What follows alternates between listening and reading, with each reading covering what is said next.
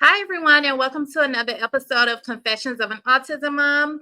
Today is a very special episode because I have a special guest by the name of Marcus. He has autism and he is an activist in the community. So, we're going to chop it up with him today and just get his point of view of things and his experience in life. As you know, this is my first time actually having a person with autism on my channel and on the podcast. So, this is going to be very interesting. Hey Marcus, how are you? I'm good. How you doing? I'm doing well, and welcome to the podcast. Thank you for coming on. Well, thank you for having me on your amazing podcast. Thank you so much. So let's go ahead and hop on in. For those that do not know you, please introduce yourself and tell us about your connection to autism and everything you have going on. Okay, so my name is Marcus Leonardo Boyd. I am an autism global activist. I am an autistic entrepreneur, which means I have a clothing line and a shoe line. I'm a professional DJ. I'm a Christian hip hop artist. I'm a music producer and composer. I play instruments. I have an interview show. I do a lot of different stuff, but the main important thing is that I advocate for those who are voiceless, those who may not be able to get their stories told, those who may be struggling financially for better, therapy, for better, services, transportation, for more activities for autistic individuals, especially children. So I've been doing that. Next in August it'll be 8 years. Oh, that's amazing. And we love to hear like you speak up for the speechless. My son is nonverbal. So to know that there's somebody out there that helps out in that area is amazing because I think one thing that worries a lot of parents is basically who's going to help our kid if something happens to us. So for you to do that, that is so important to the community, and I am glad to know that there's someone out there doing Well, that. I'm not trying to. Sorry, but Oh, no, you're fine. I was nonverbal until I was almost 14. I started speaking Okay. at a 2 year old's level, and I didn't start speaking like I do now till I was almost 18. It was never meant for me to speak. It was always meant for me to be like I was. 11 different doctors in 2 different states said that I was brain dead and walking human vegetable. I would never do a lot of different activities.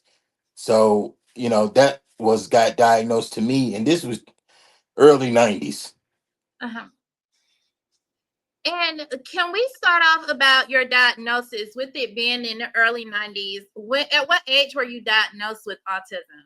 10. That was in Okay. April 12th, 1993 at Clifton Springs Mental Health Center.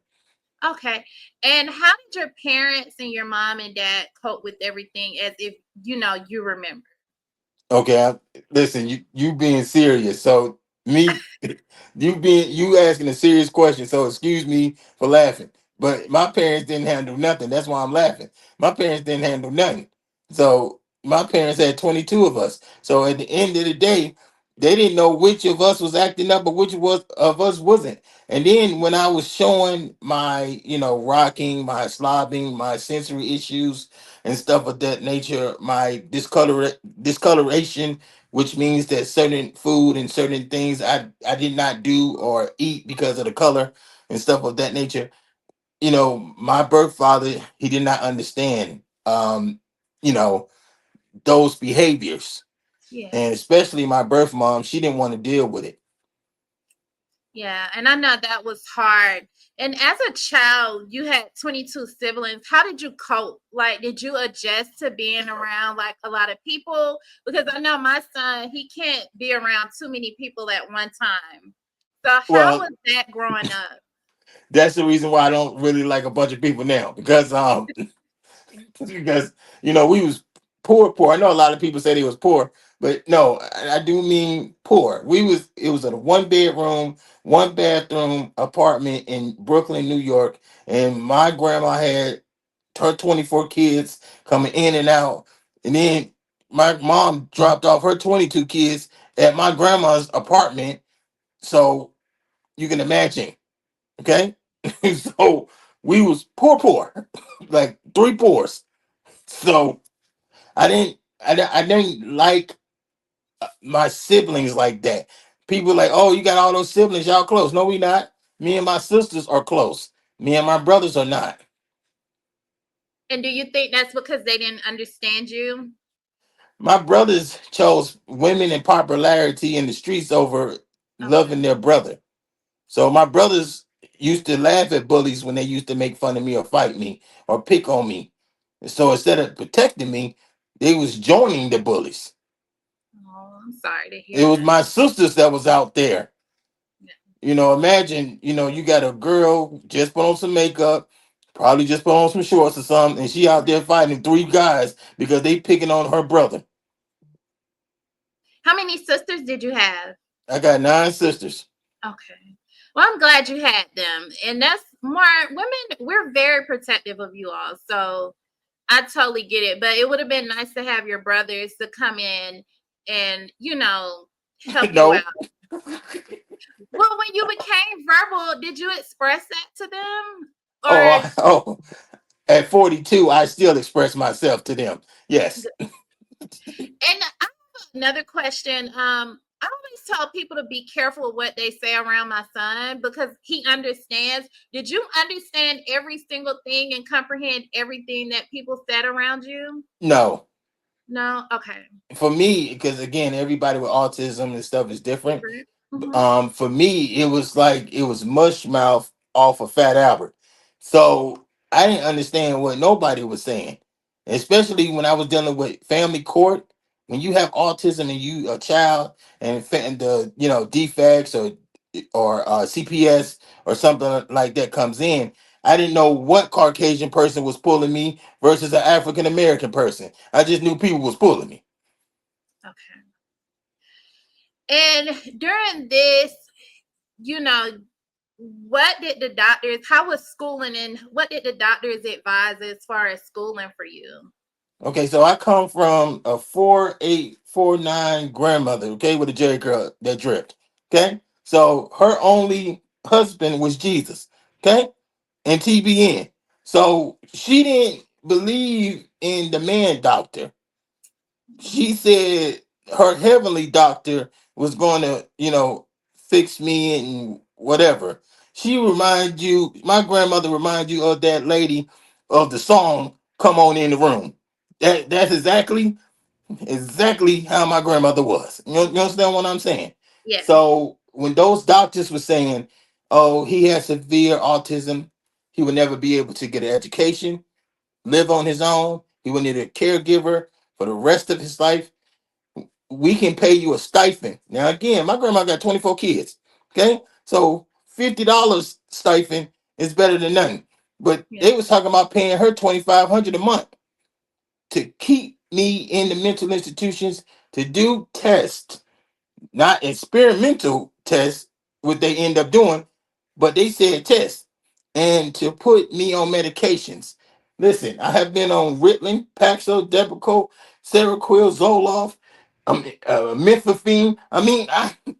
Listen, I have been from 25 milligrams up to 150, from one time a day to three times a day. And So, when you went to the mental institute and they did these experiments, like you said they were quote experiments. unquote. Yeah, they were experiments. And did they try to like help you in any way other than like using you as a testing?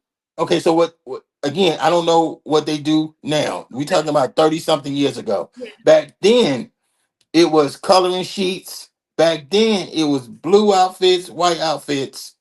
If you got the white outfit, you probably going to a quiet room. They had the little clocks for 60 minutes where they spin a little clock 60 minutes. And then if you really was acting out, they'll put you in the white coat in the padded room.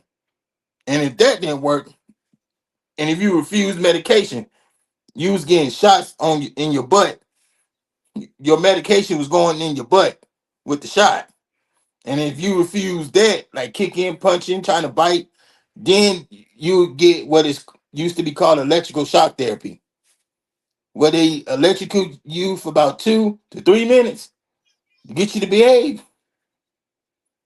Now I don't know. Again, Yeah, I we don't talking about think they do yeah, that. we Yeah. talking about 30 something years ago. And were you the only kid with autism in there, or were there other kids? this is like, okay, so when I was in Georgia mental health, when I was in Uh-huh. like Georgia Regional, when I was in Savannah Regional, when I was in GMHI, that stands for Georgia Mental Health Institution, they used to be on Briarcliff. You know what I'm saying? Okay. Briarcliff. So when I was in GMHI and when I was in Charter, because they used to have a place called Charter, it was inpatient, outpatient. So when I was in those places, I don't know, it was all of us that was sleeping, we had mental issues. I don't know. I ain't know the next person's mental issue. They ain't know mine. It was just a Okay. bunch of kids. That's sad. That is, I never knew that. I knew about how like they did electrocute the kids, like if they had behavioral issues to get them to behave, but to Hmm. put you all on medication and not to completely try to understand you is totally disrespectful and rude. Was that considered ABA therapy back then, or just If a it mental? was, if it was ABA, only thing they gave was a colored sheets, some that white milk with the graham crackers, and them white clothes. That's it. And you watch TV, and you be in some type of group where you got to talk and tell people how you feel and stuff like that. But again, I was nonverbal. I'm telling Yeah, anybody how I feel. yeah. So when you finally were able to speak, what were your words? Did you feel free? What was that feeling like? Okay, so again, on top of my first words was music, literally the word music, because we Okay. was at Grant Park. If you ever been to Atlanta, we was at Grant Yep. Park. Here. We was at Grant Park because back then everybody and mom was having a cookout, a family cookout. You know what I'm saying? Everybody and their mom used to go to Grant Park and have a cookout. Yeah. So my brother, he was being cheap and he was used to go around to strangers and say that he was related to them so he can get a free plate. You understand what I'm saying? So we was at Grant Park. We heard some. I think it was Isley Brothers or Frankie Beverly and Mays. And my first word was music. And I kept bobbing my head and shaking and pointing. So And my you're sister, uh-huh. yeah, my sister Big Patty ran to my grandma and said he said the word music, and my grandma got all excited and stuff like that and shouted and stuff. I was praying that she didn't try to come out her wig because when grandma shout, sometimes her wig flies. So Yeah. And so that is your connection. Music was for you because we know that kids on the spectrum and people on the spectrum have a interest, and I've heard music is one of them. So your connection was with music. yeah, because music didn't tell me I couldn't sit next to it. It didn't tell me, it didn't make fun of me. It didn't do nothing. Music accepted me. So regardless, of course, music was driven in my system with gospel. Again, I have a church going grandmother. You understand what I'm saying? So Shabbat, you know, Amazing Grace, stuff like that. You know what I mean? Kirk, Silver and Gold. You know what I'm saying? So And did you go to church on Sundays? How like did your grandma take you with her or did I go to church? Listen, let me tell you. Listen, again, I come from a Baptist background, okay? So you already know where I'm going. Tuesdays, Wednesdays, Sundays, sometimes Saturdays, you know what I'm saying? Youth day, you know what I'm saying? I promise, I stay in the church more than I knew that anything else existed. so let's move on into like your music.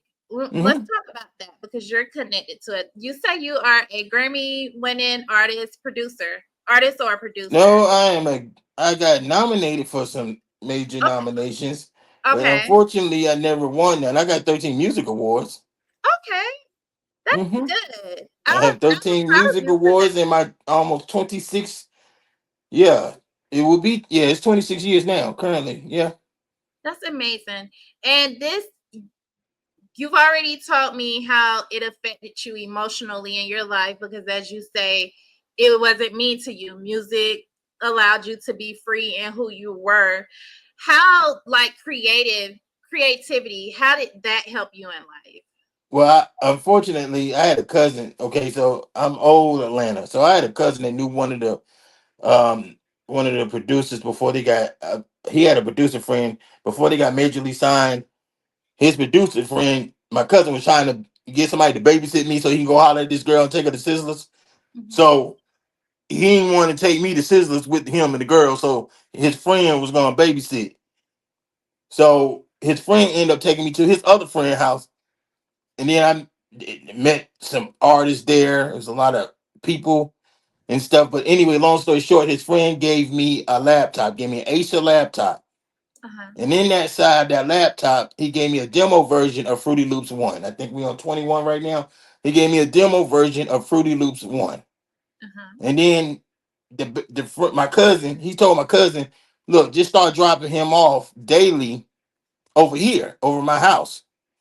And I'll watch him and I'll make sure he gets home. So my cousin's friends start taking me to his friend's house where the studio and stuff were, and they start teaching me slowly how to blend, how to harmonize, how to do BPMs, how to do track processing, how to do looping, how to do all of that good stuff. And then they taught me how to play instruments. It took years. Okay, it's not like okay, I learned this overnight. They Uh-huh. taught me the limits of how you can sample, the way you can sample, how you get your samples cleared, what how you need to make beats without samples. So music became more than just me liking music. Music became a school for me because that's exactly where I was. I was there probably more than I was in regular school. So That was your outlet, and that's what you needed. And let's you have a clothing line, you have a shoe line, you do that. Is that a part of your you active not activating, but being an activist? Is that connected to that? yeah, so ARC stands for Autism Royalty Clothing. So ASC stands for Autism Sneaker Collective. So, I dealt with the puzzle piece shoes in my past, and I had a gospel shoe line called Jesus.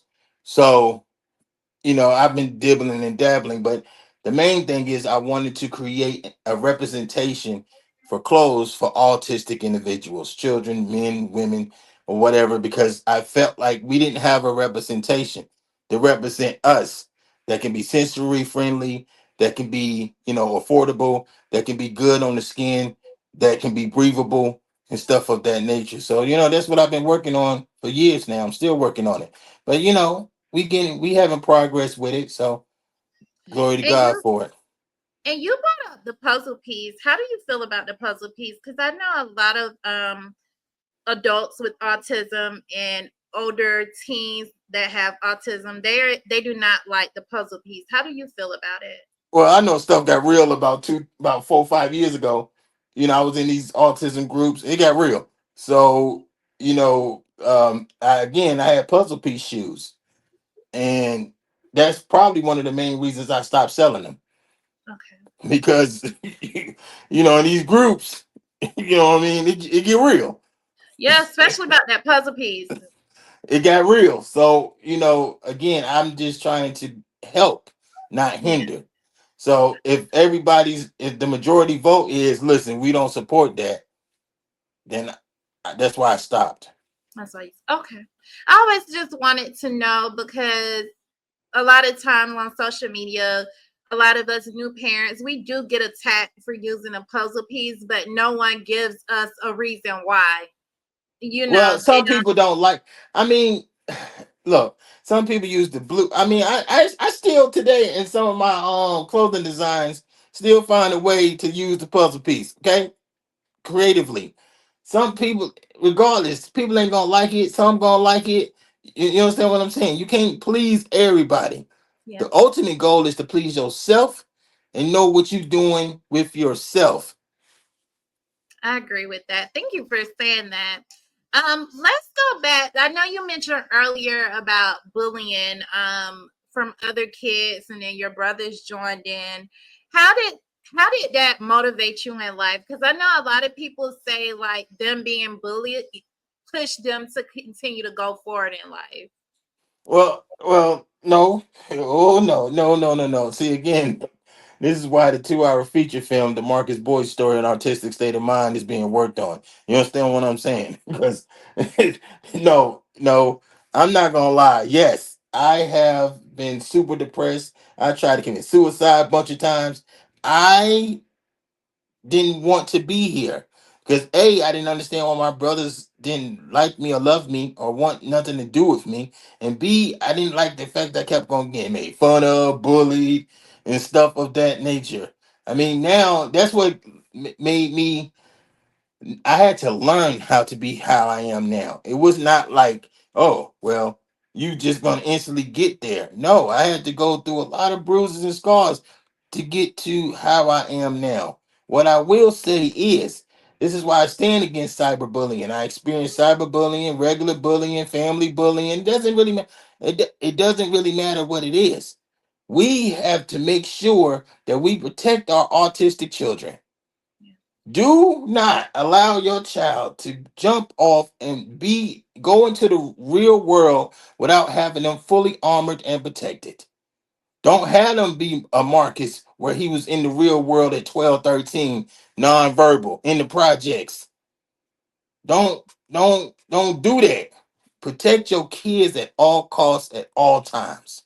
Train them and teach them the skills that they need. So when they get older, they'll know how to survive. Thank you for that. And it just this topic bothers me because I always think about my son, and when he starts school. What advice do you give to kids that are on the spectrum now that are going through bullying and trying to fit in and trying to understand why certain people don't get them or don't like them for no apparent reason? It's not their fault, number one. And number two, it's cool to be by yourself. Hear me. I know you ain't gonna be like, well, forget what Mark is talking about. No, you can make friends, but you have to have discernment. If you don't have discernment, introduce that friend to your mama, daddy, grandma, auntie, somebody with discernment that they can point out he or she is no good for you. Understand this, that it's cool to hang with people. It's cool to, be a part of the in crowd. But you have to create and manifest, the word manifest, your own identity. Don't allow somebody else to pull you or to have you involved in something that you know mama and daddy didn't raise you to be like. It's okay because the people that God wants you to have in your life will come in your life. The problem is we try to go find the people and then we always find the wrong people. But we don't realize that until we older. Continue to hit them books. Get good grades because at the end of the day, those cool people, they're going to be working dead end jobs anyway and they're going to be coming to you for some money. Yes. And do you still experience cyberbullying? Because Yes, you're I, very yes, I do. I even made a movie about it. I made a short film about it. Shout out to uh-huh. Tina Bridges and TLA Productions in Atlanta, Georgia. Yeah, we made it. We made a short film about it. And what's the name of that short film so we can? Marcus, oh Jesus. This cyberbullying and the Marcus Boyd experience.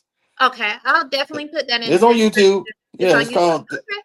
it's called cyberbullying and the Marcus Boyd experience, along with my other mini movie short film. It's called It's called The Boy with No Voice.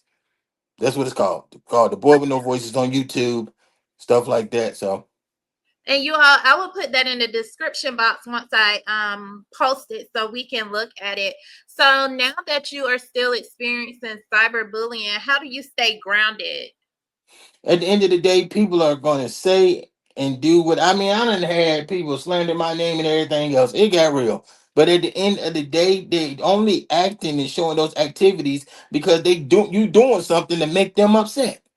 Yeah. You doing something or you got something that they want or you doing something to make them upset. Because a person who ain't got no motion ain't getting bullied, ain't getting talked about, ain't getting cyberbullied, ain't doing nothing. You understand what I'm saying? A troll or a hater don't like people that's quiet. They like people that's out here making noise and got some movement behind them. So they can try to stop that movement. But see, the problem is you can't stop something that God gave me. Yeah, that's You true. can't stop something that God gave me. Don't be mad at me. Be mad at him. And that is the truth. And what have your brothers said when you expressed to them about how they bullied you when you were younger? What do they say now? Now it's listen. I ain't gonna put one of my older brothers out there. I ain't gonna call his name Stacy. Anyway, I got a brother right now that be sending me game consoles and management contracts via email because he wants to manage me in my career as being an autism global activist. Talking about we family and we should be getting money together. We was family 37 years ago. You know, when I had the Oshkosh we got on, right? You understand what I'm saying? We was family 37 years ago. Remember when they was beating me up and you watched, literally eating chips? So so I God said forgive. He didn't say be a fool. That's And you have learned a lot, and I love to see that because that gives us hope. Even though every kid on the spectrum is totally different, to know that they could come out of what the doctor has said, because they tell us, oh, well, they're not going to be able to do certain things, and they may never talk. And now we have the different devices that they can talk with, and the pets card is it's totally different. So to hear your story is amazing, and always keep talking about it because we need this, because a lot of people don't realize like our kids can come out of this, like they can keep progressing and learning to be able, because you talk very well, like Well, you would ma'am, I don't. never know.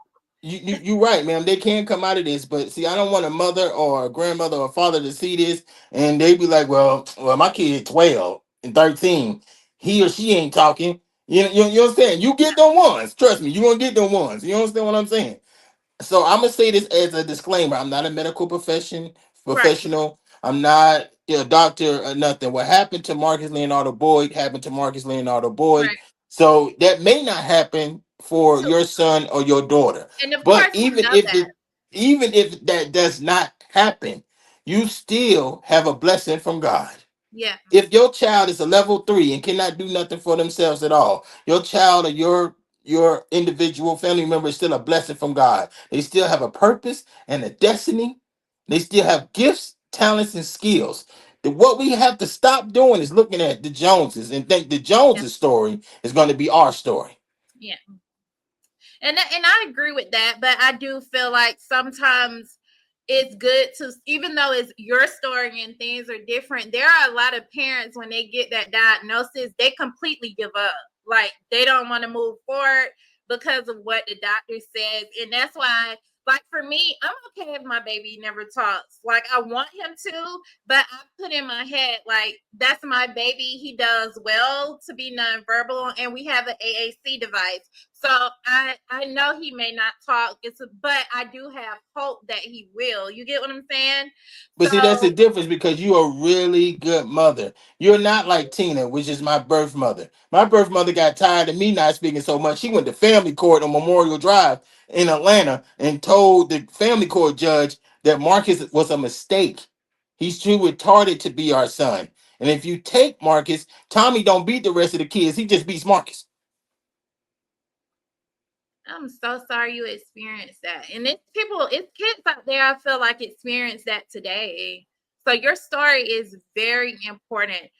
What would you tell parents who are not as accepting, or you know doing how you said your stepdad or dad, your biological dad, whooped you and then whooped the other kids? What would you tell parents Well, that are I would say this: if you choose to become a Tina, which is my birth mother, so if you choose to become a Tina, then don't be like Tina 37 years later and try to come back. If you leave, stay gone. Stay gone. Allow your child to be with somebody that's going to love them unconditionally, that's going to care for them unconditionally, that's going to guide them unconditionally. I did have that person that was called, my birth mother's best friend. Her name was Dorothy Carr. Dorothy Carr became a social worker. Dorothy Carr was breaking HIPAA laws to make sure that I was taken care of. You understand what I'm saying? So if you choose not to deal with your child because of an autism or special needs situation, leave them be. Don't come back. Yeah. And you talk to your mom now, or Tina, she. I mean, again, I'm not laughing at your questions, ma'am. I'm no? not. I don't I want you to think I'm know, laughing at your question. no. But she came back recently, about probably like last year. And the way she came back was still disrespectful. You understand what I'm saying?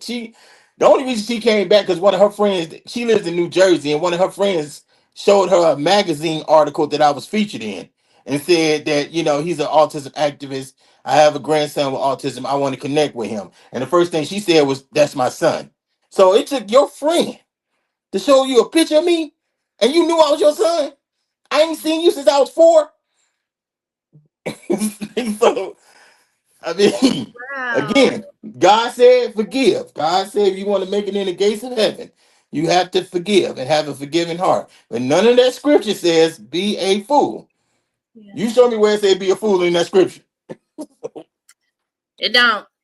Do you think if your parents were more understanding and just they're more, maybe things would have turned out differently? And your life is amazing now. I just want to know like your thoughts on that. Well, I mean, I'm in one hand, I'm like, I wish I did have parents. I wish I did have my biological parents to love and accept me. But I'm praising God, ma'am, right now in my head. Thank God that He allowed me to go through the bumps, bruises, and scars. Thank God that He allowed me to go through my trials and tribulations because I wouldn't be the Marcus I am today if I was under them. Yeah.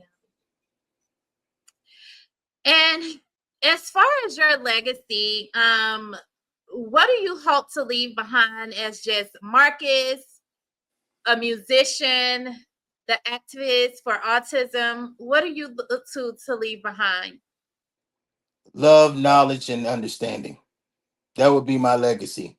That Marcus left behind a lot of love, a lot of knowledge and wisdom, and a lot of understanding. And broke down some doors that the next generation don't have to use their leg or their foot to kick down because those doors is already open. This the only reason I do this is because I want to be able to do stuff that autistic people they think that we can't do. I want to show them that we can do it. Currently, right now in Vicksburg, Mississippi, I host my own food experience show where I go to restaurants and food trucks and people's homes and everything else. And I give them a real food experience from my show. You understand what I'm saying? And so every time they see their autism art films or they see their autism world logo, they know they see in Marcus. And at the end of the day, if my legacy is that the world will see me and my autism. That is amazing. Because you're knocking down all the stigmas that they have towards kids that have autism. And another question I would like to ask is when RFK made the comment about you all not being able to basically do anything in life, how did that make you feel? obviously, obviously, I felt some type of way at first because I'm like, okay, have he ever been around an autistic person? Have he ever raised one? Have he ever even talked to one? You going behind medical data and stats that may or may not be accurate. Get with somebody that actually have autism and let them show you their greatness. You sound so ignorant to be a politician. Sorry, sir, but not sorry. Understand the people that you're dealing with. We are incredible geniuses, smart, intelligent, gifted, talented individuals. And no, we don't deserve to be looked down upon just because you feel like you're in a position where you can. Right. No. And the last question that I have, well, I have two more, not the last. My first question is, what is your confession as someone that has autism?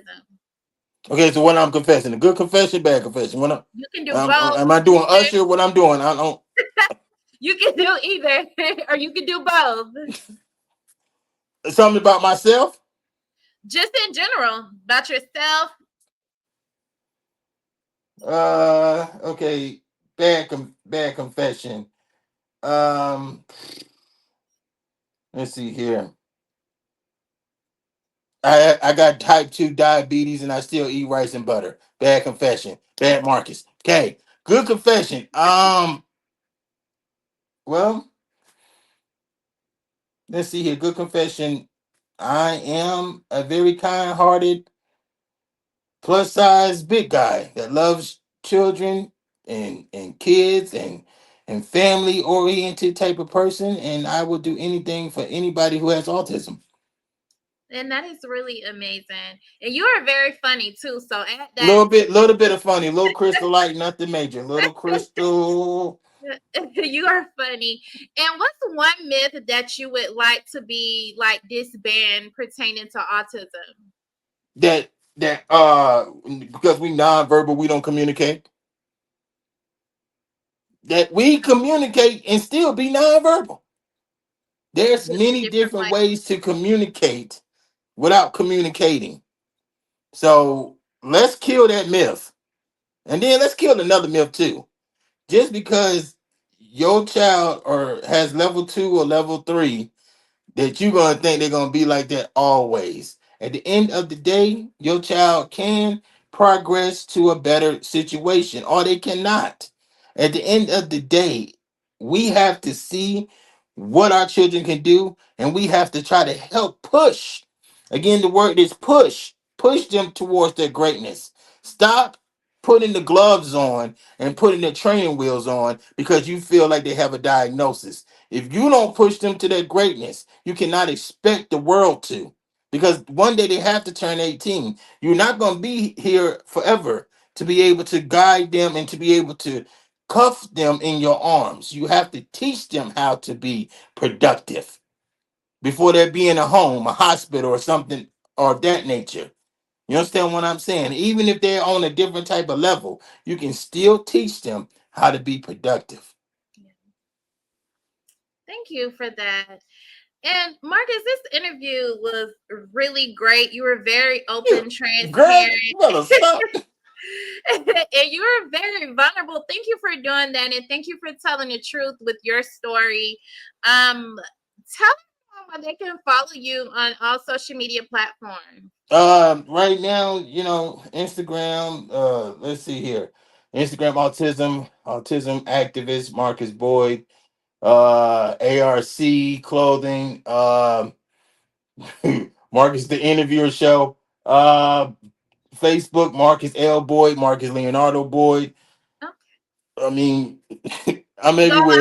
It's not hard to find me. And then if people really want to contact me, it's just 601-994-3454. That's my number, 601-994-3454. Only thing people gotta do is call me.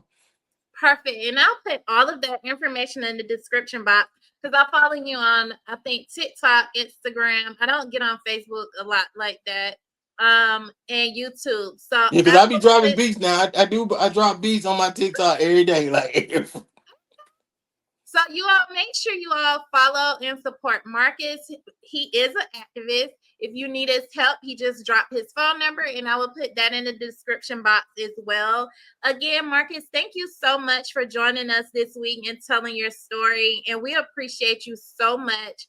And continue to do what you do because it's greatly needed and we really appreciate it. Well, listen, I'm gonna say this before I sign off. If you're a mother, a grandmother, auntie, or a sister, and if you deal with a family member or whatever that has autism, and if you get frustrated, if you get tired, you feel like you're weak emotionally or whatever, and if you need somebody to talk to, then you need to come on this platform, Confessions of an Autism Mom, Oh, and thank you. allow the host to be able to talk to you, walk you through whatever you're going through, and just encourage you.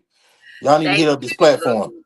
Oh, thank you so much for that, Marcus. I try. And I have other things going on, and I do appreciate that because that is my main goal, is to give everybody an opportunity to come on and share their journey and their experience when it comes to autism. So thank you so much for that. All right, y'all, that is the end of today's episode. We greatly appreciate Marcus. Y'all make sure y'all follow him on all his platforms, and I will see y'all next week. Bye.